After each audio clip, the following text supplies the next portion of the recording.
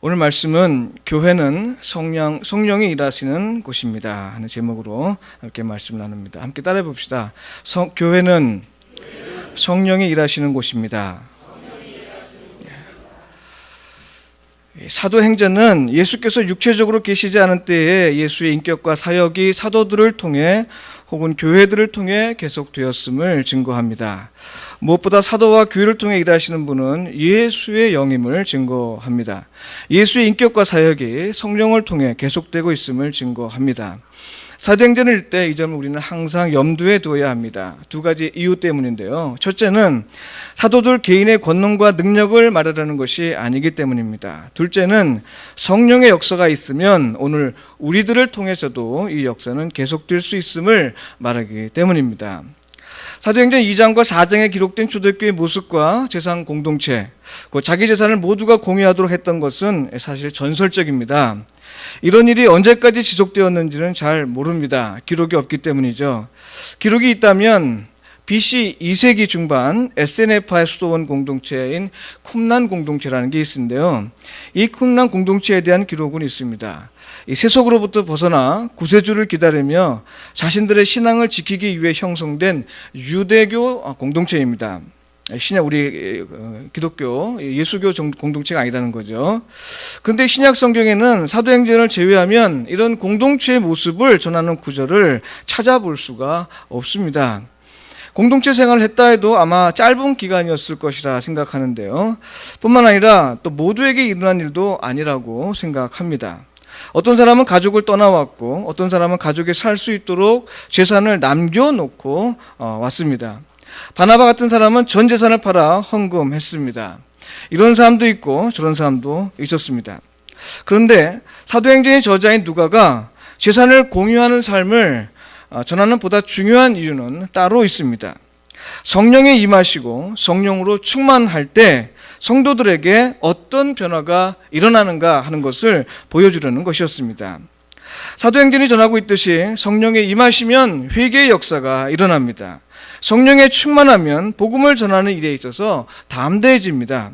교회에 모이기를 힘쓰게 되고 성령에 충만하면 가치에 대한 생각이 달라집니다. 성령에 충만하면 나보다 다른 사람들이 더욱 소중하게 여겨집니다. 사도행전을 통해 소개되는 초대교회의 모습은 바로 성령에 임하시고 또 성령에 충만해질 때 성도들에게 나타나는 변화였습니다. 그러니까 초대교회를 통해서 우리가 배우고 또 사모해야 하는 일은 재산 공동체가 아니라 바로 성령 충만입니다. 다시 말하면 이렇습니다. 내 삶에 회개가 없다면 바로 성령 충만하다는 것이 필요하다. 이 사인입니다. 복음을 전하는 일에 내가 담대하지 못하다면 이것 또한 성령 충만이 필요하다는 말입니다. 교회에서 예배하기를 사모하지 않고 있다고 한다면, 나보다 남을 더 낮게 여기지 못한다면 이것은 우리가 성령 충만과 예수 그리스도의 은혜를 구할 이유입니다. 만일 이것을 알면서도 구하지 않는다면 사도행전의 증거들을 내게 적용하기를 거부하는 것이죠. 그리스도인됨을 거부하는 것과 다르지 않습니다. 내가 진짜 믿음이 있는지를 살펴보아야 합니다. 사실 바나바가 자기 재산을 내놓은 사실을 누가는 좀 특별한 사항으로 기록하고 있습니다. 이는 모든 사람들이 재산을 팔아서 헌금하는 일이 흔한 일은 아니었다는 사실을 말합니다. 쉬운 일은 아니지만 그럼에도 불구하고 성령에 충만한 성도들은 기꺼이 재산을 헌납했습니다. 이미 말씀드린 대로 이 일은 성령에 충만하고 은혜를 받은 성도들에게 일어난 변화였고 그들에게서 놀라운 변화를 본 사람들은 두려워했습니다. 이것을 보여주는 것이 바로 이 본문의 이야기 포인트입니다. 성령이 임하시고 은혜를 경험하면 어떤 방식으로든 변화가 일어나는데 개인의 소유마저도 내려놓을 수 있을 정도다 하는 것이죠. 이것은 그들이 전적으로 하나님을 신뢰했다는 것을 의미합니다. 오늘날 이단과 사교 집단들이 하나님을 신뢰하는 성도로 하여금 재산을 포기하게 하면서 정작 자신들은 온갖 치부를 누리는 그런 행태들을 보이는 경우가 가끔 있습니다. 이번에 구원파 이 교주가 죽음으로써 나타난 그 결과들을 보고 우리가 알 수가 있죠. 얼마나 많은 재산들입니까? 그 재산들을 위해서 성도들은 얼마나 많은 희생을 치러야 했습니까? 이처럼 재산 공동체 자체를 목적으로 삼는 것은 잘못된 것이고 이건 기독교 정신이 아닙니다. 다시 한번 반복하여 말씀드립니다. 사도행전 2장과 4장이 전하는 메시지의 핵심은 성령으로 충만하여 하나님을 신뢰하는 사람이 어느 정도까지 변할 수 있는지를 말하는 데 있습니다. 다시 말해서 재산을 헌금하는 행위는 은혜를 받았다는 사실을 말하는 것이지 그 재산 드렸다는 그 자체가 의미가 있다는 것이 아닙니다. 하나님을 전폭적으로 신뢰하고 은혜를 자기 혼자 누리지 않고 모두가 공유할 수 있도록 노력했다는 것을 말합니다. 기쁨을 함께 나누었을 뿐만 아니라 슬픔도 함께 공유했다는 사실이죠. 그런데 이런 취지에서 벗어나는 일들도 초대교회에서는 일어났던 것 같습니다. 사람의 일이라는 것이 늘 그렇습니다만 큰 흐름에서 벗어나는 일들이 종종 일어나는 법입니다. 다시 말해서 초대교회 공동체 정신을 해치고 또 근간을 흔들어 놓을 수 있는 그런 사례가 발생한 것입니다. 바로 부부인 아나니아와 삽비라의 경우입니다. 본문을 통해서 그들의 행위가 어떤 점에서 공동체에게 위협적인 행위였는지를 한번 살펴보면서 은혜를 나누고자 합니다. 아나니아와 삽비라는 성경에 기록된 비극적인 일화 가운데 하나를 장식하는 부분입니다. 옳은 일에 하나가 되지 못하고 잘못된 일에 하나가 되어 함께 망한 부부입니다. 부부를 일심동체라고 말합니다만 잘못된 일에서도 하나가 되는 일은 없어야 합니다. 구약에 보면 다윗을 홀대한 남자가 하나 나오는데 그의 이름은 나발입니다. 그것은 다윗의 그 은혜를 배반했고 다윗을 배척했습니다. 다윗이 오름을 처할 때 도와달라고 하는 것을 배척한 것이죠. 그러나 그의 아내 아비가일은 그와 뜻을 같이 하지 않았습니다. 그 당시가 어떤 시대입니까? 가부장사이고 여성은 하나의 재산에 밖에 해당되지 않는 그런 시대입니다. 그런데도 불구하고 이 아비가일은 자기 남편 나발이 옳지 않은 일을 했음을 보고 동의하지 않고 자기는 다윗을 선대하는 일을 하게 됩니다. 결과적으로 하나님의 심판을 받아 나발이 죽은 후에 아비가일은 다윗의 아내가 되었습니다. 옳은 일에는 하나가 되어야 하지만 잘못된 일은 하나가 되면 안 됩니다. 아무리 그것이 내 남편이고 내 아내고 나를 도와준 사람이라 하더라도 잘못된 일에 있어서는 우리가 하나가 돼서는 안 되는 것이죠. 그러나 그렇다고 해서 무조건 싸우라는 얘기는 아닙니다. 아내가 혹은 남편이 하는 일에 대해서 우리가 동의하지 않으면 기분 나쁘고 서로 싸움이 생기는 겁니다. 그러나 우리가 지혜롭게 이 문제를 해결해야 되는 거죠. 지혜롭게. 아비가일도 그렇게 지혜롭게 처신했기 때문에 나발이 알지 못하는 상태에서 다윗에게 선대한 일을 행했습니다. 여튼 누가가 전하는 내용은 이렇습니다. 바나바의 모범을 따라 이 부부 역시 자신의 재산을 팔았습니다. 그러나 그 중에 일부를 숨겨놓고 일부만 헌금하였습니다. 이 일로 인하여 그들은 베드로 앞에서 즉사하게 됩니다. 이 본문은 사실 해석이 참 어려운 부분이라서 신학자마다 각각 다른 해석을 내놓는 그런 본문입니다. 참 어려운 본문이죠. 여튼 우리가 볼 수 있는 내용은 비극이라는 사실입니다. 왜 이런 일이 일어났을까? 일단 베드로의 설명에 따르면 그들의 행위는 사람을 속인 것이 아니라 성령을 속였기 때문에 죽었습니다. 베드로 앞에서 거짓말했지만 사실은 성령 하나님을 속였다는 말입니다. 두 사람은 성령으로 충만했던 사람들이 공동체 안에서 보여준 모습을 따라 행했습니다. 바나바도 다 바친 것을 보고 그것을 따라했던 것이죠. 그러나 실제로는 그렇지 않았다는 말입니다. 모습은 성령을 충만하게 받은 사람의 것과 동일했어도 실제는 성령의 뜻에 위배되는 일을 했다는 말입니다. 그리스도인은 사람과 더불어 삽니다만 실제로는 하나님 앞에 사는 사람들이 바로 그리스도인들입니다. 그렇기 때문에 베드로는 아나니아와 삽비라가 자기 자신을 속인 것이 아니라 하나님을 속였다 이렇게 말한 것이죠. 추측컨대 아나니아와 삽비라는 성령에 충만해서 혹은 은혜를 받았기 때문에 그 은혜에 감격해서 헌금한 것이 아니었습니다. 그들은 전 재산을 헌금한 바나바의 모습을 바나바에 대한 성도들의 칭송을 들었습니다. 다른 성도들 역시 그런 분위기였습니다. 아나니아와 삽비라 역시 이런 분위기에 휩쓸린 것이죠. 재산을 헌금하기로 결정했습니다. 그러나 그들이 행한 일은 은혜에 감격하거나 성령에 충만해서 행했던 일이 아니었습니다. 성령의 역사를 가장했지만 결과적으로는 오히려 성령이 일하시는 공동체를 해치는 일이었기 때문에 성령을 속인 것이다, 이렇게 이야기한 것입니다. 아나니아와 삽비라는 재산 가운데 일부를 숨기면서 도대체 무엇을 생각했던 것일까요? 성경에 나오지 않으니 알 수 없습니다. 그러나 부부가 서로 합의하여 숨겼다는 사실, 이 한 가지 사실만 놓고 두 가지를 좀 생각해 볼 수 있습니다. 첫째는 재물에 대한 욕심을 말할 수 있습니다. 재물에 대한 욕심 때문에 온전히 헌신하지 못한 것이죠. 그러면서도 온전히 헌신한 것처럼 보이고 싶었습니다. 이것을 두고 성경은 외식하는 신앙이라고 말합니다. 예수님이 바리새인을 포함해서 당시 종교 지도자들에 대해 분노한 원인 가운데 가장 중요한 것은 바로 외식이었습니다. 그들은 나면서부터 유대인임을 자랑했습니다. 유대 종교의 지도자임을 자랑하며 또한 감사했습니다. 종교적인 의무를 충실히 이행했음을 자랑했습니다. 그러나 그들의 자랑과 그들의 행동과 그들의 지도자적인 삶 속에는 하나님의 사랑이 없었고 진리가 없었고, 그들은 하나님의 영광을 나타내기보다는 자신의 영광을 나타내는 일에 열심이었습니다. 여러분, 예수님이 저주를 퍼부을 정도로 외식은 마귀의 도구입니다. 그리스도인은 하나님 앞과 사람 앞에서 정직해야 합니다. 마치 신앙이 있는 것처럼, 마치 온전히 헌신한 것처럼 꿈이나 실제가 그렇지 않다면 이것은 하나님을 속이는 일입니다. 마귀의 도구가 되는 일입니다. 오늘날도 이런 식의 외식은 넘쳐납니다.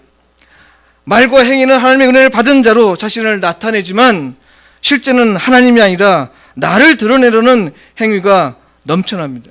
여러분, 내가 목사라는 사실은 혹시 과거에 은혜 받았던 경험이 있는 사람일 수는 있겠죠. 그러니까 신학교에 갔고, 그러니까 목사 안수를 받았겠죠. 그러나 그것이 지금 내가 은혜를 받고 있는 사람임을 나타내 보이지는 않습니다. 중요한 것은 내가 지금 목사로서 제대로 살고 있느냐, 살고 있지 못하느냐 하는 것이죠. 내가 장로라는 것, 내가 권사라는 것, 내가 집사라는 것, 내가 성도라는 것, 내가 그리스도인이라는 것 마찬가지입니다. 직분으로 은혜를 속일 수는 없는 것입니다. 중요한 것은 바로 지금입니다. 하나님 앞에서의 신앙의 연륜으로 속일 수 없습니다. 그리스도인이라고 해서 은혜를 속일 수 없습니다. 중요한 것은 바로 지금입니다. 과거에 어떠했다거나 미래에 어떠할 것이냐는 신앙에서 크게 중요하지 않습니다. 때로는 그것이 현재 나를 이해시키는 데에는 도움이 될 수는 있습니다. 그러나 신앙에서 중요한 것은 바로 지금입니다. 지금 제대로 믿고 있느냐, 지금 온전히 헌신하고 있느냐 하는 것입니다.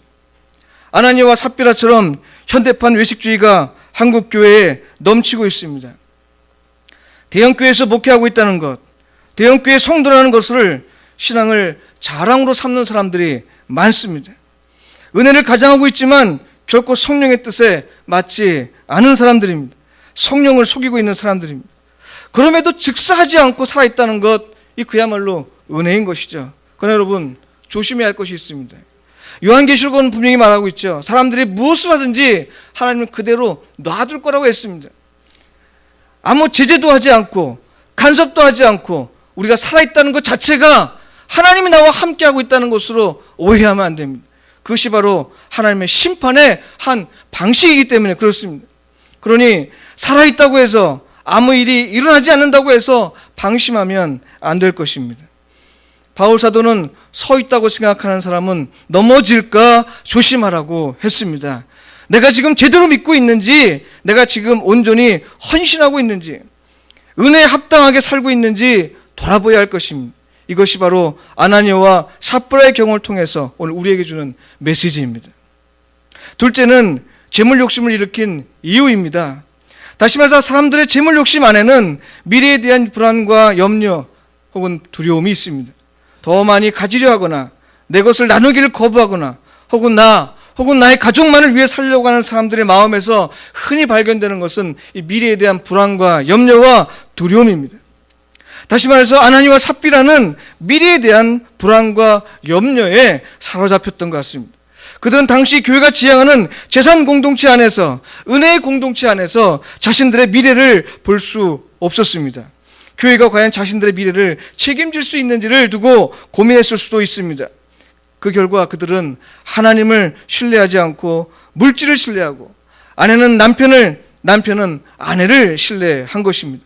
그럼에도 불구하고 그들은 하나님을 신뢰하는 양 그렇게 행동했습니다. 재산을 팔았고 그것을 공동체 앞에 내놓았습니다.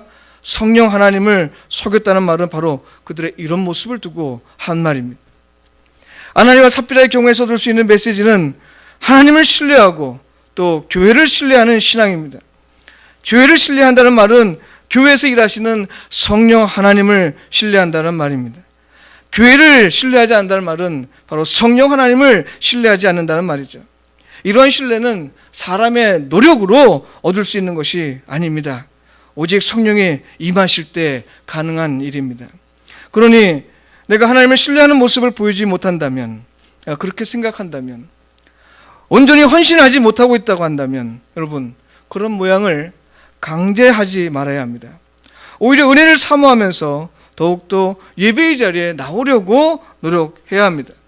여러분, 헌금하지 않는다고 해서 뭐라 하지 않습니다. 중요한 것은 내가 하나님을 신뢰하는 삶을 살 수 있도록 그 사모하는 마음이 내게 있느냐 없느냐 하는 것이죠.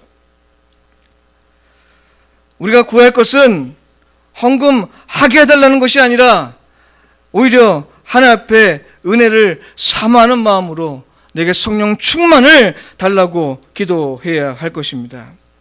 헌금은 지금 아나니와 삽비라 얘기를 통해서 헌금이 나오기 때문에 지금 얘기하고 있습니다만, 이 헌금은 하나님을 신뢰하는 표현 가운데 하나일 뿐입니다. 하나님을 신뢰하지 않고 또 교회에 대한 신뢰가 없는 사람에게 헌금을 강요하는 것만큼 무모한 일은 없습니다. 부작용이 일어납니다. 하나님을 신뢰하고 또한 교회를 신뢰하는 사람에게는 헌금을 말하지 않아도 됩니다.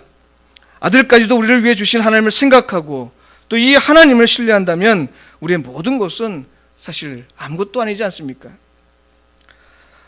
말씀을 정리합니다. 사랑하는 성도 여러분, 아나니와 삽비라를 통해 우리는 지금 두 가지를 생각해 보았습니다. 하나는 은혜 없이 은혜 받은 자로 가장하는 삶을 살지 말라는 것입니다. 과거와 미래를 통해 현재 나의 신앙을 포장해서는 안 될 것입니다. 직분으로 내 신앙의 척도로 삼는 행위도 삼가야 합니다. 직분과 신앙의 깊이를 비례관계로 보아서는 안 될 것입니다.